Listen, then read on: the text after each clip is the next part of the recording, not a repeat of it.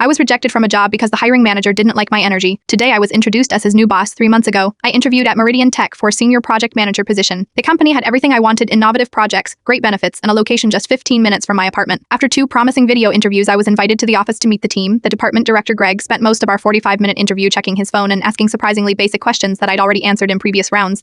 When I asked about the team's biggest challenges, he gave vague responses and seemed annoyed by my follow-up questions. Still, I thought the other interviews had gone well enough to make up for this awkward interaction. 2 days later, I received a generic rejection email. Confused and disappointed, I reached out to the iShare recruiter I'd been working with. She was sympathetic and after some hesitation told me off the record that Greg had written in his feedback that he didn't like my energy and thought I asked too many questions. She encouraged me to apply for future openings and apologized for the experience. I was furious but moved on. I accepted a position at a competitor, Action Citis, as their Lenizé director. The role had more responsibility than the one I'd applied for at Meridian, but I was ready for the challenge. My first 2 months went exceptionally well. I reorganized our project management system, streamlined several processes, and quickly built strong relationships across departments. Last week, my boss called me into his office. I have some news, he said. We're acquiring Meridian Tech's enterprise division. Their recent product launch failed, and they're selling off that business unit. You'll be overseeing the integration of their team into ours. My first thought was, Greg works in that division. This morning, I walked into a conference room filled with nervous Meridian employees. Leading the introductions was my CEO, who explained the acquisition structure and then introduced me as the person who would be evaluating their roles and managing the integration. The color drained from Greg's face when I walked to the front of the room. He clearly recognized me immediately. Some of you might be concerned about your positions, I said, making brief eye contact with Greg. I want to assure you that each of you will be evaluated based on your skills, performance metrics, and most importantly, your ability to collaborate effectively with others. Throughout the presentation, Greg alternated between staring at his laptop and giving me nervous glances. When the meeting ended, he was the first one out the door. Later that afternoon, I received an email from Greg with the subject line, "Our previous interaction." He wrote that he might have misjudged me during our interview and would appreciate the chance to start fresh. He attached his recent performance reviews and a list of projects he'd successfully led. I responded that I am committed to evaluating everyone fairly based on their skills and teamwork abilities, not on my energy or first impressions.